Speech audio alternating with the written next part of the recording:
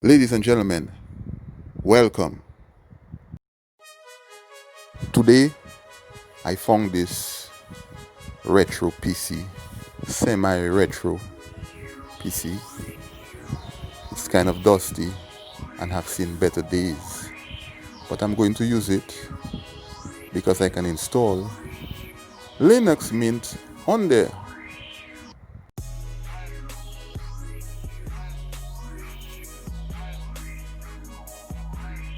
Yes, my people, I'm me, man. So I will only be keeping this PC case just for the time being.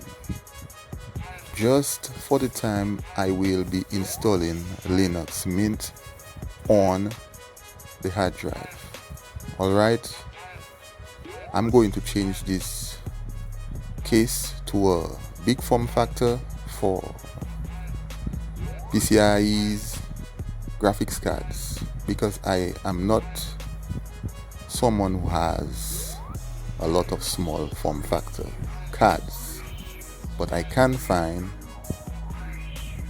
big form factor cards or your regular form factors. So this box will soon be going away on a trip. Bye bye.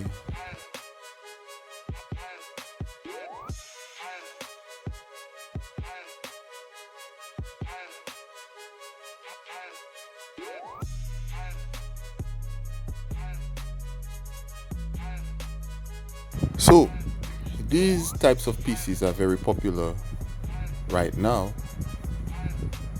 It's quite easy to find them, and you can install some types of OS on them out there. There are many OSs you can try and install on these things. These things are considered retro PCs right now, especially the cases and some other stuff you'd see on this PC you don't see on new PCs right now. So giving these PCs a little upgrade, new OSs, a little something here, there and there can really help. So I am going to prepare the motherboard before I'm going to dust it out because the cooling fan is a bit dusty.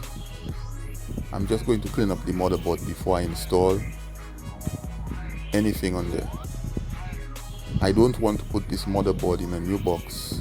I'm preparing for it in its present state. I'm going to clean it up a bit.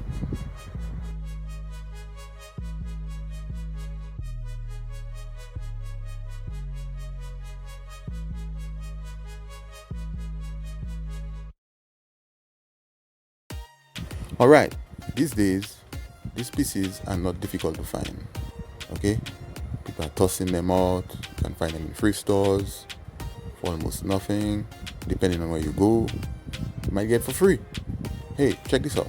This PC is so easy to find that you'd go to bed tonight, you'd sleep, you'd have a dream.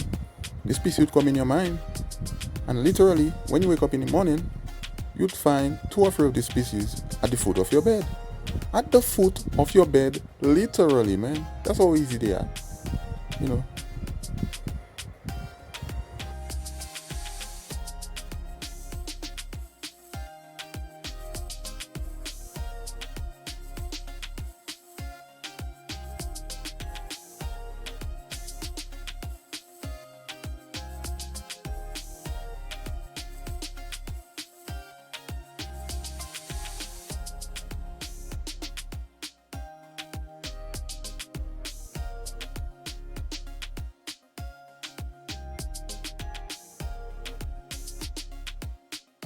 Alright, let's get back to business.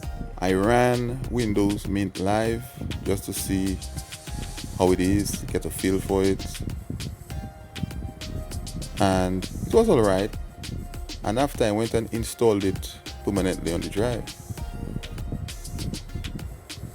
So, running it live, I did test internet with it. I ran it on YouTube or the websites. But anyway, I'll leave you with this, and AFP Connects is out.